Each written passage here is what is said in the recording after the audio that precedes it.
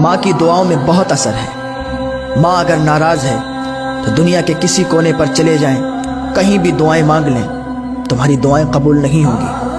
ماں کو ناراض کر کے پیروں کی چوکھٹ پر جانے والے بھی سنیں، اور اپنی تمنائیں، اپنی مرادیں پوری کروانے والے بھی سنیں کہ اگر ماں ناراض ہے تو دنیا کی کوئی ایسی چوکھٹ نہیں ہے جہاں تمہاری دعا قبول ہو جائے۔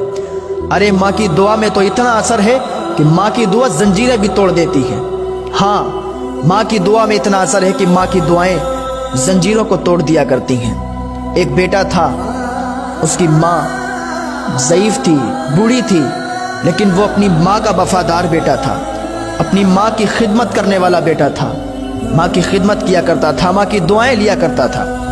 ایک دن کچھ سپاہی اسے پکڑ کے لے گئے اور اس کو ہتکڑیاں ڈال دیں، زنجیریں ڈال دیں۔ ادھر اس کی ماں بے چین ہوئی۔ جب رات کو بیٹا گھر پہ نہیں آیا تو اس کی ماں بے چین ہوئی کہ آخر میرا بیٹا کہاں چلا گیا، میرا بیٹا کہاں چلا گیا، کیا ہوا میرے بیٹے کو۔ اس کی ماں رونے لگی، اس کی ماں کی آنکھ میں آنسو آ گئے اور اس نے اللہ کی بارگاہ میں ہاتھ اٹھا دیے، اے میرے پروردگار، میرا بیٹا جہاں بھی ہو اسے سلامتی کے ساتھ میرے پاس واپس لوٹا دے۔ یا اللہ، میرے بیٹے کے سوا میرا کوئی نہیں ہے، یا اللہ میرے بیٹے کو مجھے واپس کر دے۔ جب اتنی دعا کی تو اس کے زنجیریں جو پڑی ہوئی تھی نا پیروں میں، ٹوٹ گئیں۔ اللہ اکبر، زنجیریں ٹوٹی۔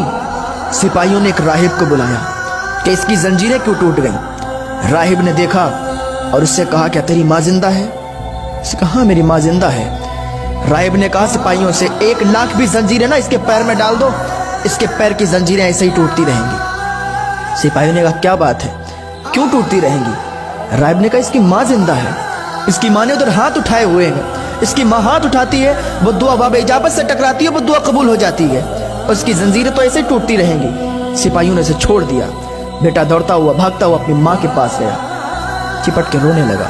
تو ماں کی دعاؤں میں اتنا اثر ہے۔ آج کل لوگ اپنی ماں کو ناراض کر کے پیروں کی چوکھٹ پر اپنی دعائیں قبول کروانے کے لیے جاتے ہیں۔ میں کہتا ہوں کبھی نہیں قبول ہوگی۔ اگر اپنے ماں اور باپ کو ناراض کر کے دوسروں کی چوکھٹ پر جا کے دعا قبول کروانا ہو تو کبھی نہیں قبول ہوگی۔ اللہ کے واسطے اپنے ماں باپ کو راضی کریں۔ اگر آپ کے ماں باپ راضی ہیں تو آپ کو کہیں جانے کی ضرورت نہیں ہے۔ درگاہوں پر جائیں، مزاروں پر جائیں تب جب آپ کے ماں باپ بھی راضی ہوں تو آپ کی دعائیں جلدی قبول ہوں گی۔ اپنے ماں باپ کو راضی کر کے پھر کہیں بھی چلے جائیں، آپ کامیاب ہیں۔ اور اگر آپ کے ماں باپ ناراض ہیں تو پھر کہیں آپ کو کامیابی ملنے والی نہیں ہے۔ کامیابی تو آپ کے ماں باپ کے قدموں کے نیچے ہے۔